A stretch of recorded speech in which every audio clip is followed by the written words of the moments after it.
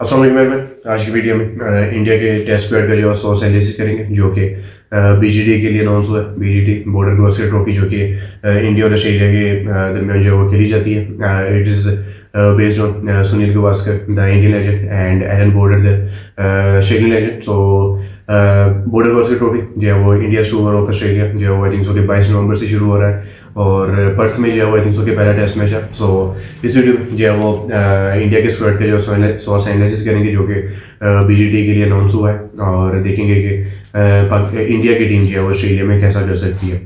सो सबसे पहले जो है वो स्क्वाड देखेंगे कि स्क्वाड का अनाउंस हुआ है। Rohit Sharma is a captain obviously, Jasprit Bumrah उनको जो है वाइस कैप्टन बनाया गया है। Yashasvi Jaiswal, Abhimanyu Easwaran, Shubman Gill, Virat Kohli, KL Rahul, Rishabh Pant, Sarfaraz Khan, Dhruv Jurel, Ravichandran Ashwin, Ravindra Jadeja, Mohammed Siraj, Akashdeep, Prasidh Krishna, Harshit Rana, Nitish Kumar Reddy and Washington सुंदर।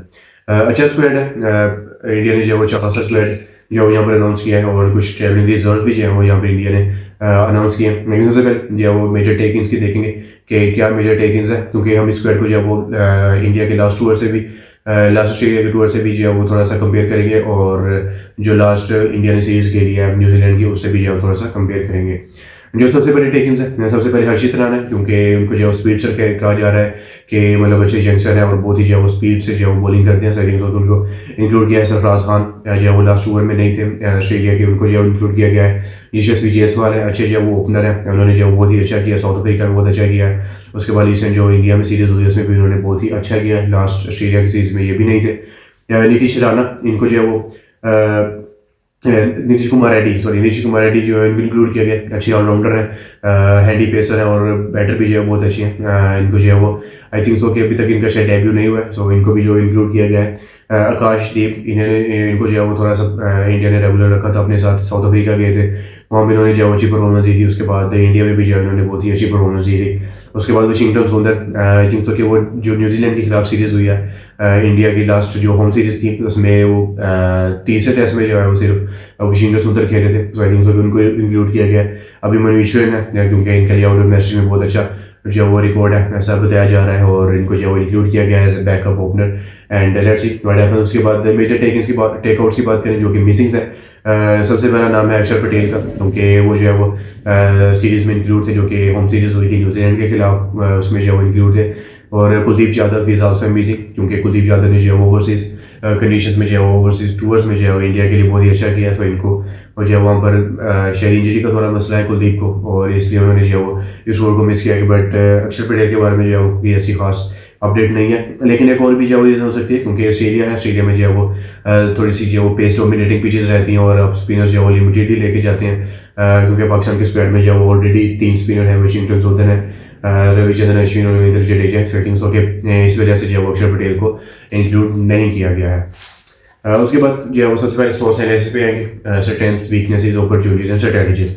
सबसे पहले जो है वो स्ट्रेंथ्स देखेंगे कि स्ट्रेंथ्स क्या है इंडिया के स्क्वाड की। सबसे पहले जो एक्सपीरियंस है, क्योंकि आपके पास जो बहुत ही ज़्यादा सीनियर प्लेयर्स हैं, रोहित शर्मा, विराट कोहली, उसके बाद जसप्रीत बुमराह है, मोहम्मद सिराज है, ऋषभ पंत है, रविंद्र जडेजा है, रविचंद्रन अश्विन है, जिनका जो है वो लास्ट ऑस्ट्रेलिया के टूर का एक्सपीरियंस है।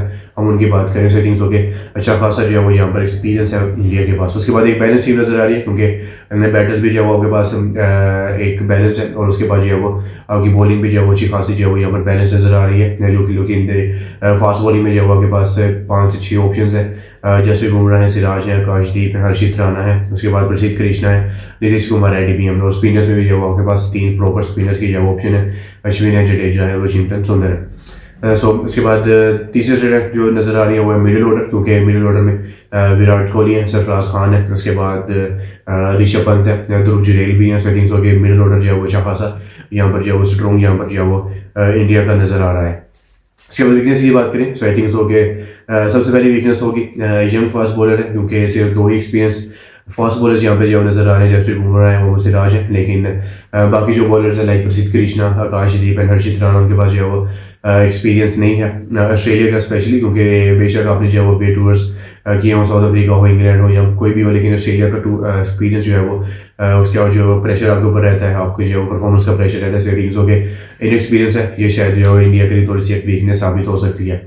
उसके बाद करंट फॉर्म जो इंडिया की है, क्योंकि लास्ट जो है वो न्यूजीलैंड के खिलाफ सीरीज इंडिया ने जो है वो 3-0 से हारी है, और क्योंकि एक प्रेशर भी है और करंट फॉर्म भी जो है वो बेशक वो रोहित की हो, विराट कोहली की हो, उसके बाद सरफराज खान की हो, के राहुल हो, किसी के पास भी जो है उसकी खासी फॉर्म नहीं है।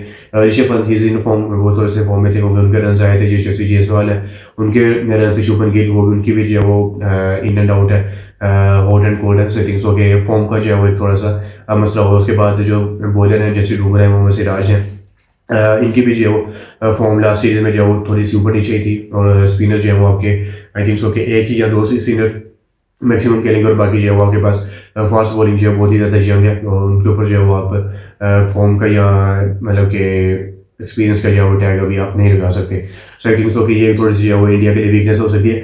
और आई थिंक सो की बड़ी वीकनेस जो इंडिया के लिए आई थिंक सो कि वो एक मेंटल प्रेशर है, क्योंकि इंडिया की टीम जो है वो अभी ऑस्ट्रेलिया पहुंच चुकी है। आई थिंक सो के 10 को ही पहुंच चुके थे। सो आई थिंक सो कि इंडिया ने जो है वो अपने प्रैक्टिस मैचेस भी कैंसिल किए, और ट्रेनिंग जो है वो जितने दिन भी थी वैसे सुनने में आ रहा था कि कुछ प्लेयर्स के लिए ऑप्शनल है या ऑप्शनल रहेगी। जैसा भी सीनियर था आई थिंक सो कि वो एक प्रेशर है इंडिया के ऊपर, क्योंकि आपने जो है वो पिछली 4 सीरीज जो है वो बीजीटी की जीती है। सो आई थिंक सो कि आपके ऊपर प्रेशर होगा कि आपने जो है 5 भी डिफेंड करनी है, और अभी जो है इंडिया के ऊपर जो है वो हार का भी जो प्रेशर है, जो कि न्यूजीलैंड से जो 3-0 सीरीज हार कर रहे हैं। सो आई थिंक सो कि वो भी एक इंडियन टीम जो है वो इस वक्त बहुत ज़्यादा प्रेशर में नजर आ रही है। सो आई थिंक सो कि ये एक जो है वो इंडिया की वीकनेस साबित हो सकती है। इसके बाद अपॉर्चुनिटीज की बात करें तो आई थिंक सो कि रोहित शर्मा के लिए अपॉर्चुनिटी है।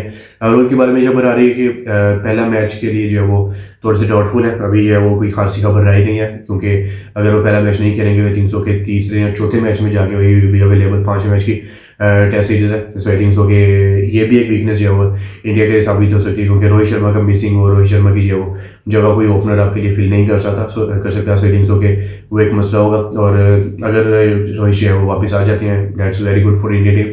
अगर वो आ जाते हैं तो उनके पास अपॉर्चुनिटी होगी, क्योंकि अगर वो 2 मैचेस के बाद आते हैं सो रिजल्ट जैसा भी होगा 2-0 हो 1-1 हो या मतलब कि इंडिया की तरफ से 2-0, सो आई थिंक सो कि उन्हें जो है वो सीरीज को आगे लेके चलना होगा एज अ कैप्टन। अगर एज अ कैप्टन वापस आते हैं तो आई थिंक सो कि उनके लिए अपॉर्चुनिटी है। उसके बाद सीनियर प्लेयर्स के पास अपॉर्चुनिटी है कि अपने जो न्यूजीलैंड की हार को बुलाएं, लाइक जसप्रीत बुमराह, विराट कोहली, मोहम्मद सिराज हैं, ऋषभ पंत हैं, के राहुल हैं, अश्विन है, जडेजा, इनके पास अपॉर्चुनिटी है कि मतलब कि सीरीज में परफॉर्म करें, ऑस्ट्रेलिया के खिलाफ स्पेशली अगर परफॉर्म करेंगे तो आई थिंक सो कि बहुत ज़्यादा हेडलाइंस बनेगी and they will be back in the form. इसके बाद यंगस्टर्स के पास जो है वो अपॉर्चुनिटी है, सरफराज खान के पास अपॉर्चुनिटी है, ध्रुव जुरेल हैं, अभिमन्यु ईश्वर हैं, उसके बाद आकाशदीप हैं, प्रसिद्ध कृष्णा, हर्षित राणा, नीतीश कुमार रेड्डी के पास अपॉर्चुनिटी है कि अगर ऑस्ट्रेलिया के खिलाफ मौका मिलता है और ऑस्ट्रेलिया के खिलाफ ये परफॉर्मेंस देंगे तो आई थिंक सो कि they will be the hero. क्योंकि लास्ट जो सीरीज हुई थी, लास्ट सीरीज जो जीके रहाने के अंडर जो है वो ऑस्ट्रेलिया जीती थी, उसमें जितने भी यंगस्टर थे उनका जो है वो नाम अभी तक जो है वो सबके जहन में है कि भाई इन्होंने परफॉर्म किया था।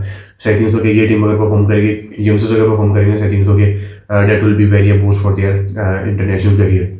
इसके बाद स्ट्रेटजीज की बात करें, ऐसे आई थिंक सो कि इंडिया को जो है अपनी फास्ट बॉलिंग जो है वो उसके ऊपर ज़्यादा डिपेंड रहना होगा, क्योंकि अगर आपकी फास्ट बॉलिंग बहुत अच्छा करेगी, जसप्रीत बुमराह है is a world class bowler no doubt, Siraj थोड़ा सा हॉट एंड कोल्ड, उसके बाद आपके जो है वो प्रसिद्ध कृष्णा है, उनके ऊपर बहुत ज़्यादा अपनी उम्मीद है, हर्षित राणा के ऊपर उम्मीद है। ऐसे आई थिंक सो कि अगर इंडिया ने जो है अच्छा करना है तो आई थिंक सो कि पाकिस्तान को, इंडिया को जो है वो अपनी फास्ट बॉलिंग जो है वो बहुत ही अच्छी करनी पड़ेगी।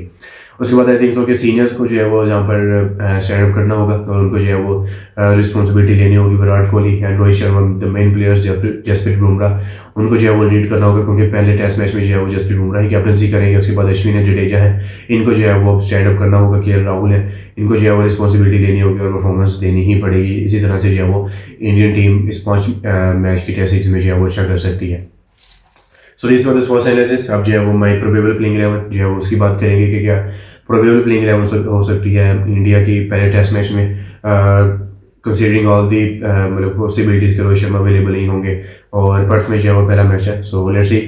यशस्वी Jaiswal openers obviously he will be out there. अब जो है वो दूसरे ओपनर के लिए थोड़ा सा मतलब कि चल रहा है, थोड़ी डिबेट चल रही है कि कौन होंगे, क्योंकि आपने जो है बैकअप ओपनर के तौर पे अभी अभिमन्यु ईश्वर को इंक्लूड किया गया था, लेकिन के राहुल को जो है वो सोचा जा रहा है कि उनको ओपन कराया जाए। लेकिन क्या है कि टेस्ट सीरीज में जो है वो लास्ट जो टेस्ट सीरीज हुई थी न्यूजीलैंड के खिलाफ मिडिल ऑर्डर में खेले थे। सो आई थिंक सो कि के राहुल एक ये भी नुकसान है कि अभी वर्सटैलिटी का आपको नुकसान होता है कि आप मिडिल ऑर्डर भी खेल लेते हैं, ओपनर भी खेल लेते हैं, लेकिन फिर जो है वो आपको दोनों तरफ से जज नहीं किया जाता, आपको सिर्फ एक ही परफॉर्मेंस की बेस पर जज किया जाता है। अगर opener as an opener run बना दिए तो एज एन ओपनर खिला दो, अगर मिडिल ऑर्डर में रन बना दिए तो उस तरह से जो आपको जज किया जाता है। ऐसे थिंग्स हो कि अभिमन्यु या केएल राहुल में से कोई एक ही खेलेगा। Shubman Gill at number 3, Virat Kohli at number 4, Sarfaraz Khan at number 5, Rishabh Pant at number 6। Number 7 पे अगर जो है वो इंडिया को बैटिंग डीप चाहिए, ऑब्वियसली इंडिया जो है वो डीप बैटिंग के लिए जाता है। 8-9 तक जो है वो इंडिया कोशिश करता है कि उनके पास बैटर हों जो कि बॉलिंग भी करें और बैटिंग भी आपको दें।